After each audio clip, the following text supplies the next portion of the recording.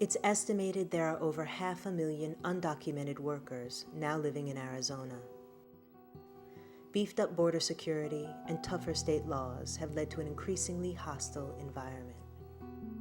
As tensions rise, Arizona illustrates the lengths people will go to on either end of the immigration debate.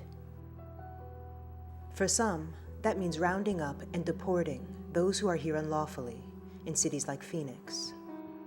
I think that what I'm doing is the right thing. When they say you can never remove 12 million people, I think if you take it state by state, it can be done. Others are offering aid to migrants who are crossing the border illegally. I've been with Samaritans for 5 years. We go every day of the year to the desert. We help people in need.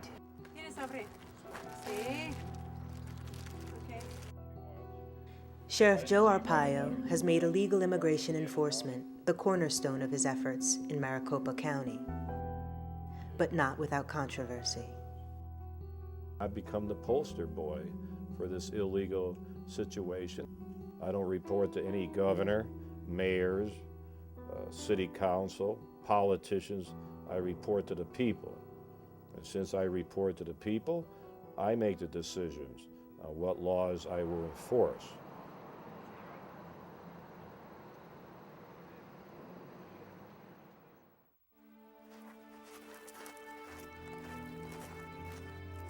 It is estimated that every day, over 1,200 people attempt to cross the border from Mexico to the United States. In the harsh conditions of the desert, surviving the journey is not easy. Hola, señores, somos amigos, tenemos agua, comida, medicinas. Catherine Ferguson is a volunteer with Samaritans, a Tucson-based group that patrols the desert in search of border crossers in need of food, water, or medical attention. The biggest problem out there is dehydration. So it's very simple. You just give people water. This is really fresh. It's really fresh. It's from Mexico, Mexican label. We take care of broken bones, sprained ankles, rattlesnake bites, scorpion bites, people that are lost. Have you seen any footprints back there? In 2007, over 150 people were found dead in the Arizona desert. Some argue as a result of increased border security, which pushes people into crossing in more remote areas. That was somebody's jacket. We do arrest people in the desert. There's been some that have died, but we got to let them know, don't come into this country. This is a dangerous place to come. The flowers here mark the spot where some Samaritans found the body of a 60-year-old Mexican man. He had a heart attack, it turned out. We estimate as a really low estimate that there are 5 times as many bodies out here as we find. Many, many, many migrants tell us when they come over that they've seen a hand sticking out of the dirt, or they see a body, or they see a leg or a portion of a human being. Hola, señores, somos amigos, tenemos agua, comida.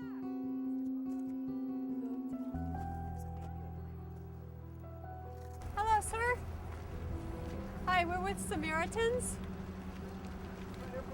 And we have water, food, and socks. Can we give these to you to give? Socks? Socks, yeah. These migrants, like many others who are deported, end up at an aid station in Nogales, Mexico, where volunteers provide immediate assistance to those in need. Leticia has come for food and water. She was picked up by Border Patrol the day before. Empezamos a caminar el lunes como a las 3 de la tarde. Llevamos a una muchacha con su niña de 3 años. Y cada quien, nos íbamos turnando para cargarla en el camino. Pero sí es muy duro caminar por ahí, muy peligroso porque hay muchos animales y el sol cuando está caminando uno se cansa uno mucho. sobre todo con una bebé. People cross the desert and they risk their lives because they're in need. Because of NAFTA, which is the North American Free Trade Agreement, which was begun in 1994, we have started putting more tax-free products into Mexico. So, for example, Mexico, the economy is inundated with subsidized American corn. So a lot of the guys that grew corn down there, they've lost their jobs, they've lost their land, and they're moving up here. And you just multiply that by thousands and thousands of people.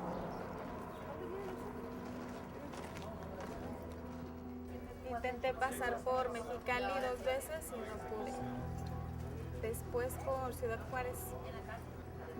Esta es la segunda vez que me agarran aquí. Sí, es muy triste y me da mucha pena decirlo, pero no me queda otra más que hacer eso.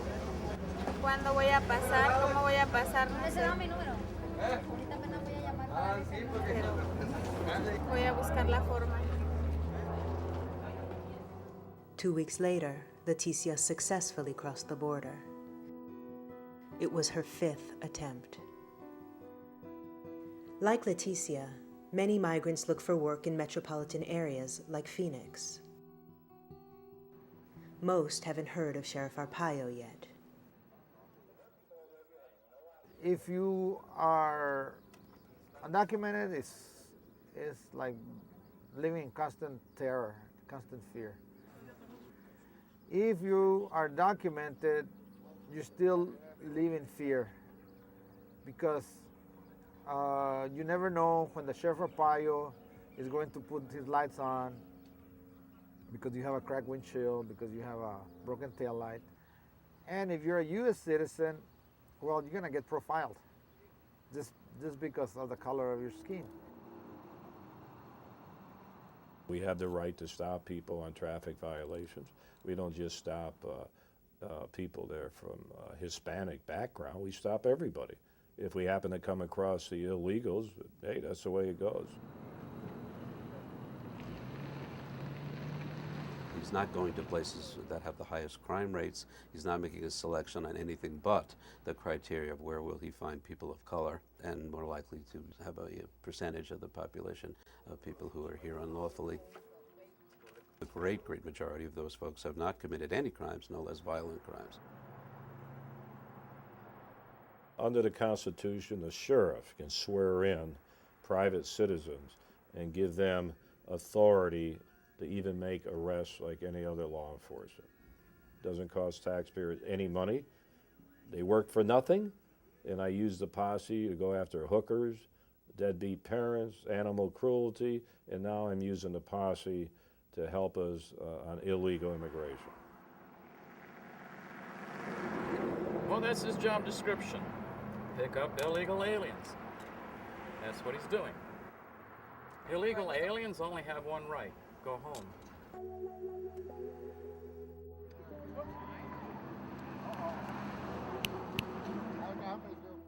But for Leticia and others who are caught in the middle, leaving home feels like the only option.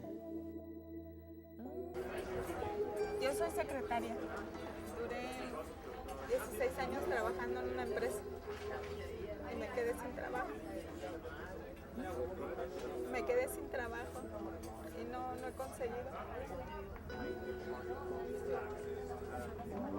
Si yo que estudié un poquito más no encuentro trabajo en mi país, imagínense la gente que no tiene estudios.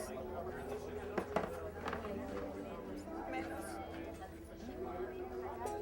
Y nada más lo que quiere uno es trabajar. Nada más eso.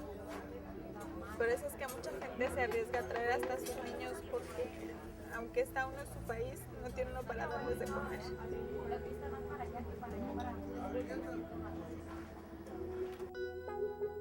I think I know how to solve the problem, but nobody will listen to me. And the problem is easy. You arrest them. Come across the border, put them in jail. In April 2008, Phoenix Mayor Phil Gordon called on the FBI to investigate whether Sheriff Arpaio has violated any civil rights laws. Meanwhile, 5 U.S. citizens have brought their own case against Arpaio in a civil suit charging him with racial profiling. With tensions rising, all eyes are on the future of Arizona. There is a national anti-immigrant network that is looking to Arizona as a beacon because of these reactionary anti-immigrant policies. Hopefully, by showing that they're counterproductive, abusive, and run against what we stand for in this country and the Bill of Rights, that will change. But I don't know yet how it will tilt. If you want to destroy the economy of your states, follow Arizona's lead.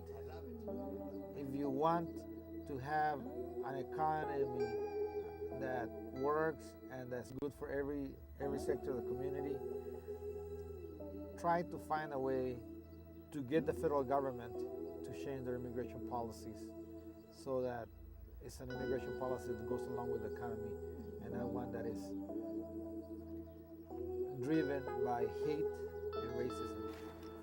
Hola señores, somos amigos, tenemos agua y comida. Si necesitan agua, llámame. I think every day is successful out there, whether we see people or we don't. Because one of the things we want to do out there is to bear witness. I think that the Border Patrol and the government would really like if no civilians were there at all.